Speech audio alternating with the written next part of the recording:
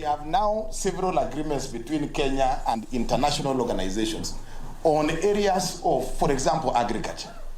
We have a treaty between Kenya and DRC on agriculture.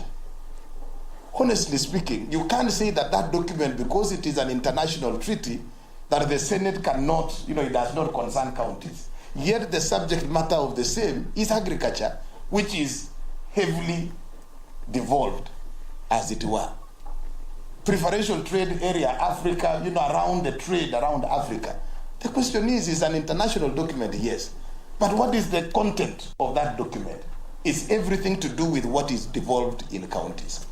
And we are hoping that in this fourth Senate, there has to be a discussion and a concluded agreement on how to handle this. And of course, I know in Senate and in parliaments world over, precedences have a place. And I think if the two speakers, in the meantime, because I don't think that you can actually change the law, you will change Article 110 to say what? To make it clearer than where it is.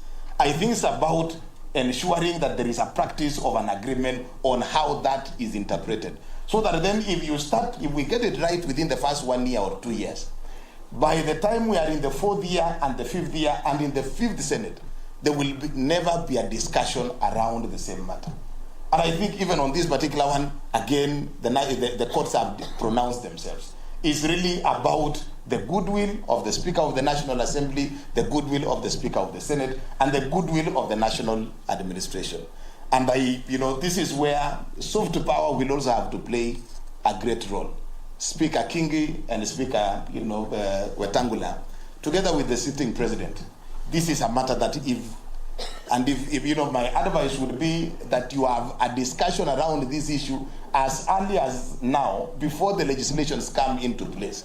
You will find a situation where some legislations, national government will have interest in it, the National Assembly will have an issue with them. If you can be able to settle the principle at this early stage and agree that for every role, and I think, I sat in the Legal Affairs Committee, the understanding was that for every bill that comes to the floor, it must be subjected as a matter of ritual to that Article 110. If we can all agree that that is the ritual, so that we do not have situations like the many laws that were approved by the National Assembly, completely the Senate is not aware that even those laws existed. We need to create a precedent around this. And the soft power and the relationship, we can take advantage of this short window of opportunity when there is absolutely goodwill between the two speakers before things get out of hand. And once you have a precedent set, we can rely on that principle moving, or that precedent moving forward. So I think that is a matter that we need to look into. Again, money matters. You will definitely categorize every law, every bill as a money matter.